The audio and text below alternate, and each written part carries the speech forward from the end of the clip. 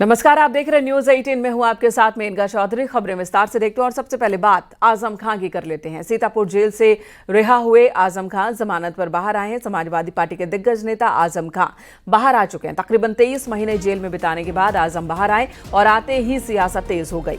अखिलेश यादव का कहना है कि 2027 में जब एसपी की सरकार बनेगी तब आजम के खिलाफ लगे सभी केस वापस ले लिए जाएंगे। इस पर भूपेंद्र चौधरी ने कहा कि आजम को सिर्फ जमानत मिली है, दोष मुक्त नहीं हुए हैं। अखिलेश यादव के बयान पर डिप्टी सीएम ब्रजेश पाठक का भी पलटवार आया। उन्होंने कहा कि एसपी सरकार में माफिया गुंडों को संरक्षण मिलता ही है।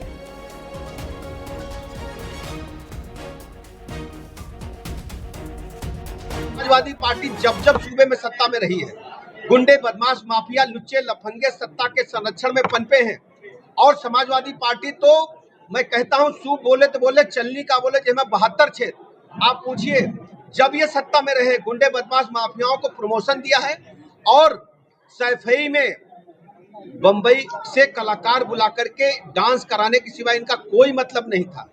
इनको प्रदेश की जनता से कोई मतलब नहीं। ये जाति आधारित पार्टियां हैं, परिवार आधारित पार्टियां हैं। पार्लियामेंट्री बोर्ड एक घर में रहता है, जब टिकट बंटते हैं तो एक घर के 6-6 लोग टिकट पाते हैं। जमानत हुई, रिहाई नहीं हुई है तो वापस कर लेंगे तो किसका क्या मतलब? तो यही तो वही इसीलिए इतने साल से वो बाहर हैं, क्योंकि अब उत्तर प्रदेश वो जंगल राज को, उस गुंडा राज को, उस बाहुबली राज को, उस बंदूक लहराते उन व्यापारियों के किडनैप को, उन अनगिनत हत्याओं को, उन बहन बेटी की इज्जत के साथ खिलवाड़ को दोबारा उत्तर प्रदेश में नहीं देखना चाहता। इसीलिए भाजपा की सरकार बार बार यहाँ पर आ रही है। मुंगेरी लाल के सपने देखना उनकी पुरानी आदत है अखिलेश यादव की। 2012 में भी उन्होंने यही सपना देखा, 2014 में भी उन्होंने यही सपना देखा। तो दिन में सपने देखते हैं, वो साकार नहीं होते। ऐसे सपने वो देखते रहते हैं और धीरे धीरे करके मुझे लगता है कि उनकी मानसिक स्थिति भी थोड़ा सा खराब होती जा रही है। और इस वक्त लखनऊ से हमारे सहयोगी संकेत मिश्रा जुड़ चुके हैं। संकेत, आजम खान 23 महीने बाद जेल से बाहर आए और जाहिर सी बात है उनके बाहर आने के बाद बहुत सारी बयानबाजी होनी ही थी। एक तरफ आजम खान है जो कह रहे हैं कि अगर मैं बड़ा नेता होता तो मुझे लेने के लिए मेरी पार्टी का कोई बड़ा व्यक्ति आया होता, तो वो दर्द एक बार फिर दिखा। दूसरी तरफ बीजेपी और समाजवादी पार्टी के बीच एक जंग दिख रही है। समाजवादी पार्टी लगातार आरोप लगा रही है कि झूठे केसों में आजम को परेशान किया गया, फंसाया गया है, और बीजेपी कह रही है कि ऐसा कुछ भी नहीं है, कानून के हिसाब से काम हो रहा है। आज लखनऊ में क्या हलचल है इस पूरे मसले को लेकर? और दूसरा, जेल से निकलने के बाद ये पहली सुबह है आजम खान की। बिल्कुल, देखिए, आजम खान वो सियासी शख्सियत हैं, चाहे वो जेल में रहें या जेल से बाहर रहें, चर्चाएं होती रहती हैं। और जाहिर सी बात है कि आजम खान जेल से जब रिहा हुए हैं तो ऐसे में समाजवादी पार्टी की तरफ से भी बयान आता है और भारतीय जनता पार्टी भी समाजवादी पार्टी पर निशाना साधती है। जहां एक तरफ चर्चा ये थी कि आजम खान का अगला कदम क्या होगा, कि आखिर सियासी कदम क्या होगा उनका, क्योंकि उत्तर प्रदेश में अभी कुछ दिन बाद ही एमएलसी के चुनाव है, 11 एमएलसी के चुनाव है, जनता के बीच जाना है और स्नातक और शिक्षक से वोट लेना है। वहीं दूसरी तरफ पंचायत चुनाव हैं और उसके बाद विधानसभा के चुनाव हैं। यानी कि उत्तर प्रदेश में चुनावी माहौल अब यहाँ पर बना हुआ है और चुनावी गोटियां सजनी शुरू हो गई हैं। ऐसे में आजम खान का किरदार काफी मायने रखता है कि वो किस तरफ जाएंगे, क्या कुछ होगा उनका अगला स्टैंड। और उन्होंने कल अपनी पीड़ा बता भी दी है कि समाजवादी पार्टी से वो बहुत ज्यादा खुश नजर नहीं आ रहे हैं। भले ही समाजवादी पार्टी के नेता शिवपाल यादव ने मना किया हो कि वो किसी दल में नहीं जा रहे हैं, सपा के साथ हो रहे हैं, लेकिन आजम खान के उस बयान से तमाम तरह की चर्चाएं हैं। अब भारतीय जनता पार्टी ने भी समाजवादी पार्टी पर निशाना साधना शुरू कर दिया है कि आजम खान रिहा जरूर हुए हैं लेकिन उनके मुकदमे वापस नहीं हुए हैं। जिस तरीके से कल सपा मुखिया अखिलेश यादव का बयान आया, उन्होंने कहा कि आजम खान के मुकदमे वापस किए जाएंगे जब सरकार आएगी। तो ऐसे में भारतीय जनता पार्टी को एक बड़ा मौका मिला और बीजेपी ने तुरंत भारतीय जनता पार्टी के प्रदेश के अध्यक्ष भूपेंद्र चौधरी ने बयान दे डाला। भूपेंद्र चौधरी ने सीधे तौर पर कहा कि ये न्यायिक प्रक्रिया का हिस्सा है जो आजम खां को जमानत दी गई है। बिल्कुल बिल्कुल, और अभी तो उनका बयानबाजी केस खत्म शुरू नहीं हुई हुआ है, आगे आगे यानी- देखते हैं होता है क्या। धन्यवाद आपका संकेत इस वक्त पूरी चर्चा के लिए। तो आजम खां वो सीतापुर की जेल में थे, वहां से निकले अपने रामपुर पहुंचे, लेकिन लखनऊ तक हलचल है। उनकी रिहाई के बाद समाजवादी पार्टी बीजेपी आमने सामने एक दूसरे पर आरोप प्रत्यारोप लग रहे हैं। दूसरी तरफ आजम खां का दर्द अपनी जगह पर है कि अब पार्टी में उनकी कोई वैल्यू रह नहीं गई है। आगे राजनीतिक भविष्य क्या होगा आजम परिवार का, इसे लेकर कोई बड़ा फैसला आजम खां शायद ले सकते हैं, जो अभी वो नहीं कह रहे हैं। अगली खबर का रुख कर लेते हैं। इलाहाबाद हाईकोर्ट ने बड़ा फैसला लेते हुए फर्जी धर्मांतरण सर्टिफिकेट से हुई शादी को अवैध करार दे दिया। विपरीत धर्म से जोड़े की शादी अब अवैध मानी जाएगी। स्पेशल मैरिज एक्ट में रजिस्ट्रेशन अगर नहीं है तो अलग अलग धर्म के लोगों के बीच की शादी को अवैध माना जाएगा। बिना धर्म बदले रजिस्ट्रेशन हो सकता है। फर्जी धर्म परिवर्तन सर्टिफिकेट के सहारे सुरक्षा मांगने आए बालिग जोड़े की शादी को इलाहाबाद हाईकोर्ट ने अमान्य करार दे दिया। अदालत ने कहा कि धर्म परिवर्तन फर्जी तो शादी भी अवैध ही है, क्योंकि मुस्लिम कानून के तहत इस्लाम मानने वालों के बीच ही निकाह का करार हो सकता है, विपरीत धर्म के लोगों का नहीं। हालांकि दोनों को विशेष विवाह कानून के तहत प्रयागराज में बिना धर्म परिवर्तन के ही शादी पंजीकृत कराने के निर्देश अदालत की ओर से मिले हैं। आपको बता दें, मोहम्मद बिन कासिम उर्फ अकबर मुस्लिम के साथ जैनब परवीन उर्फ चंद्रकांता ने धर्म बदलने का फर्जी रजिस्ट्रेशन लेकर शादी की थी। चंद्रकांता ने जब परिवार के साथ जाने से इनकार किया तो अदालत ने उसे रजिस्ट्रेशन सर्टिफिकेट मिलने तक नारी संरक्षण गृह प्रयागराज में रखने का आदेश दिया है।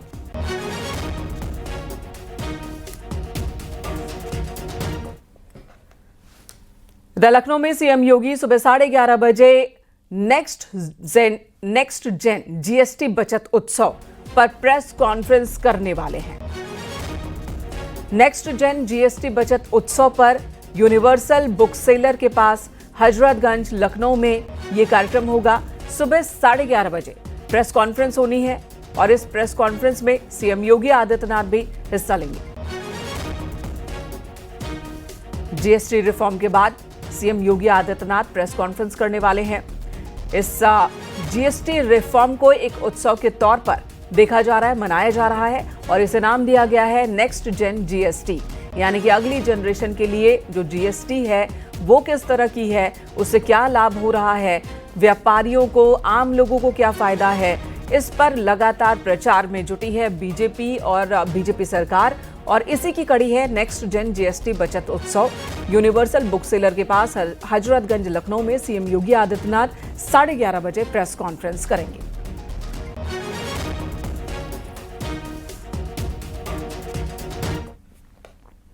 ग्रेटर नोएडा के एक्सपो मार्ट में कल से 29 सितंबर तक आयोजित होने वाले यूपी इंटरनेशनल ट्रेड शो 2025 की तैयारी जोर शोर से चल रही है।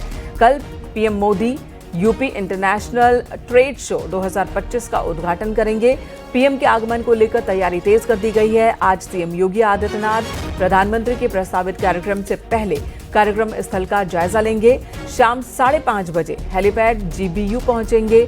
शाम 5:50 पर एक्सपो मार्ट पहुंचेंगे। वहीं एयरफोर्स के हेलीकॉप्टर की लैंडिंग और टेक ऑफ रिहर्सल भी की गई। लैंडिंग और टेक ऑफ कर सुरक्षा मानकों को परखा गया। PM Narendra Modi UP international trade show 2025 का उद्घाटन करने वाले हैं। ग्रेटर नोएडा में इंडिया एक्सपो सेंटर में आदरणीय प्रधानमंत्री जी इसका उद्घाटन करेंगे। इसी 25 सितंबर को प्रातः 9:30 बजे उद्घाटन करेंगे। ये स्वदेशी और आत्मनिर्भर का सबसे अच्छा मॉडल है। आप देखना, उसका तीसरा संस्करण है हमारा, हम पिछले 3 वर्षों से कर रहे हैं। उत्तर प्रदेश के अंदर किसी भी जनपद में जो बना होगा उसको वहां पे केवल डिस्प्ले और शो केसिंग ही नहीं की जाती, 500 विदेशी व्यापारी भी आए हैं खरीदारी करने के लिए और देश भर से भी व्यापारी वहां आए हैं। अभी इससे सारे hotel Delhi, Noida, greater Noida, Yamuna authority के सारे होटल अभी से पैक हो चुके हैं। कन्नौज में एक घर में तेज धमाका हुआ। कई किलोमीटर तक इलाका दहल उठा। धमाका इतना तेज था कि आसपास के मकानों में दरार आ गई और कई घरों के शीशे टूट गए। पुलिस ने मौके पर पहुंचकर जांच शुरू की तो मौके से पुलिस को कई विस्फोटक मिले हैं। स्थानीय लोगों का कहना है कि अवैध रूप से यहां पर बम फैक्ट्री चल रही थी, पटाखा बनाया जा रहा था। मखदूमापुर का ये मामला है। तकरीबन 5 किलोमीटर तक धमाके की आवाज सुनी गई। मकान पूरी तरह से ध्वस्त हो गया था और उसकी ईंटें आसपास काफी दूर तक छिटक गई। दुकान है हमारी आधा किलोमीटर दूर, वहाँ तक इतना यहाँ से धमाका हुआ है, इतनी तेज हली है बिल्डिंग हमारी कि पूरा हिल गए थे हम। दौड़ के आए सब लोग कि कहाँ हुआ। यहाँ देखा, सबसे पहले एक बकरी दिखी, बकरी पूरी शीशा छाड़, पूरे उसके टांगे चारों चली गई, मुंह से खून आ रहा पूरा। फिर आके यहाँ हम लोगों ने देखा आके तो यहाँ सब ये लोग अपना समेटने में लगे थे, कोई झाड़ू लगा रहा, कोई कुछ कर रहा, कोई पत्थर उठा रहा। क्या होता है इस घर में? अब इस घर में इस जो कंडीशन है इससे तो यही लग रहा है कि यहाँ बारूद बनती है, बम बनता। खबर अलीगढ़ से, जहां थाना क्वार से पुलिस ने एक बड़े हनी ट्रैप गैंग का खुलासा किया। सरगना समेत 3 महिलाओं को गिरफ्तार किया है। ये गैंग प्रेम जाल में फंसाकर युवकों को झूठे मुकदमे की धमकी देकर मोटी रकम वसूलता था। पुलिस ने आरोपियों के कब्जे से 50,000 रुपए बरामद किए। हालांकि गैंग का एक और सदस्य टीपू और एक महिला फरार है, जिनकी तलाश जारी है। मामला उस समय सामने आया जब थाना जवान क्षेत्र के एक शख्स ने शिकायत दर्ज कराई थी। शातिर गैंग ने उससे 1 लाख रुपए की वसूली की थी। साहब ने जो तहरीर दी थी उसी तहरीर के आधार पर सुसंगत धाराओं में थाना क्वारसी पर मुकदमा पंजीकृत किया गया है। इसमें 4 लोग अभी हिरासत में लिए गए हैं, जिनको रिमांड के लिए भेजा जा रहा है। गैंग लीडर इसमें एक राम अवतार है और उसके साथ 3 महिलाएं इस गिरोह में शामिल हैं। 2 लोग और हैं जो इसमें पूछताछ के दौरान जिनका नाम सामने आया है, उनको इस मुकदमे में वांछित किया गया है। अन्य और लोगों के बारे में भी पता किया जा रहा है। गाजियाबाद में कुट्टू के आटे की रोटी खाने के बाद कई लोग बीमार हो गए। बीमार लोगों को अस्पताल में भर्ती करवाया गया। वहीं खाद्य विभाग की टीम मामले की जांच कर रही है। ये मामला लोनी की जवाहर नगर कॉलोनी का है, जहां नवरात्रि का व्रत रखे कई परिवार के सदस्यों ने रात में कुट्टू के आटे से बनी रोटी खाई। खाना खाने के बाद उनकी तबीयत बिगड़ने लगी, जिसके बाद आनन फानन में उन्हें अस्पताल में भर्ती करवाया गया। हरियाणा से बबलू शर्मा जी जो पार्षद हैं, वहाँ बताया गया कि स्थानीय पार्षद हैं बबलू शर्मा जी, तो उनके आवास पे हम लोग भी आए हुए हैं। तो उनसे जानकारी ले रहे हैं कि क्या सिम्टम्स आए थे और कहाँ से उपभोग किया था जो कुट्टू का आटा। तो अभी हम लोग चल रहे हैं उनके यहाँ, जहाँ से उन्होंने जो जगह बताई है उनके यहाँ भी देखेंगे कि किस प्रकार का वितरण वो खाद्य पदार्थ कर रहे हैं, उसका जाँच हम करेंगे। इधर फिरोजाबाद पुलिस ने गैंगस्टर एक्ट के तहत बड़ी कार्रवाई की है। पुलिस ने गैंगस्टर गोल्डी उर्फ बबलू की मां मुन्नी देवी की तकरीबन 2 करोड़ रुपए की अचल संपत्ति को कुर्क किया। जसराना तहसील क्षेत्र में मुन्नी देवी की 3 संपत्तियां कुर्क की गई। वरिष्ठ पुलिस अधीक्षक के निर्देशन में थाना फरीहा पुलिस टीम ने ये कार्रवाई की है। आपको बता दें, गोल्डी पेशे से वकील है। वकालत की आड़ में फर्जी दस्तावेज तैयार कर प्रॉपर्टी हड़पने का काम करता था। लोगों को लालच देकर फर्जी विक्रेता और गवाह तैयार करता था। मुन्नी देवी इस गैंग की सक्रिय सदस्य रही है। इन सब के विरुद्ध विभिन्न थानों पर उचित धाराओं में अभियोग पंजीकृत है तथा जसराना थाने पे मुकदमा अपराध संख्या 254/25 गैंगस्टर एक्ट का अभियोग इन सब के विरुद्ध पंजीकृत था। इसी की अभियुक्ता मुन्नी देवी, जिसकी संपत्ति अचल संपत्ति जसराना तहसील अंतर्गत थी, जिसकी बाजारू कीमत लगभग 2 करोड़ रुपए है। आज गैंगस्टर एक्ट की धारा 14(1) के तहत प्रॉपर्टी सीजर की कार्रवाई की गई है। इसमें आगे की जो भी आवश्यक वैधानिक कार्रवाई वो हम लोग करेंगे। इधर आगरा में आवास विकास परिषद ने बड़ी कार्रवाई की है। 120 करोड़ की भूमि से अतिक्रमण हटाया। सिकंदरा योजना के सेक्टर 2C में 11,000 वर्ग मीटर जमीन कब्जा मुक्त करवाई गई, जहां 90 झुग्गी झोपड़ियां थी। परिषद ने कई बार नोटिस देने के बाद बुलडोजर से अतिक्रमण हटवाया। अब इस जमीन की ई नीलामी 30 सितंबर को होगी, जिसमें व्यवसायिक भूखंड, दुकानें और फ्लैट्स शामिल हैं। सिकंदरा योजना में सेक्टर 2C में कुछ हमारे कमर्शियल प्लॉट्स हैं आवास विकास, तो कुछ झुग्गी झोपड़ी वाले यहाँ कुछ टाइम से रह रहे थे, इनको वक्त दिया था खाली करने के लिए, क्योंकि ये जमीन को आवंटित किया जाना है। इस विषय में खाली करते लोगों का सहयोग हो रहा है। मेरठ जोन में बदमाशों से भिड़कर उन्हें पुलिस के हवाले करने वाली बहादुर महिलाओं को पुलिस प्रशासन की ओर से सम्मानित किया जाएगा। मेरठ जोन के एडीजी ने बताया कि मिशन शक्ति के तहत बहादुर बेटियों को सम्मानित किया जाएगा। इसके अलावा उन्होंने ये भी बताया कि बड़ी संख्या में महिला पुलिसकर्मी गांव-गांव जाकर युवाओं को जागरूक कर रही हैं और उन्हें बता रही हैं कि अगर कोई गड़बड़ी हो तो फौरन पुलिस नंबर पर फोन करें। खास तौर से लड़कियों को मोटिवेट किया जा रहा है ताकि वे अपनी बात पुलिस को बेझिझक बता सके। पास ऐसे बहुत ही हैं और जितने ऐसी महिलाएं हैं जिन्होंने ऐसा बहादुरी का काम किया है, सबको स्थानीय तौर पे और प्रदेश के तौर पे जो सम्मानित किया जा रहा है और अब पूरे महीने उनको सम्मानित किया जाएगा ताकि बाकी लोग भी उनकी प्रेरणा देख के उनसे एग्जाम्पल लेके ऐसे ही बड़ा होकर काम करें। साथ में कई सारे हमारी महिला वर्ग में हैं जो पीछे लड़के जो अपराधी हैं उनके पीछे लड़के अच्छी पैरवी करा के उनका ट्रायल कंप्लीट करा के उनको दंडित भी करा रही हैं। उन सभी बहादुर महिलाओं के साथ पुलिस विभाग पूरी तरह से खड़ा है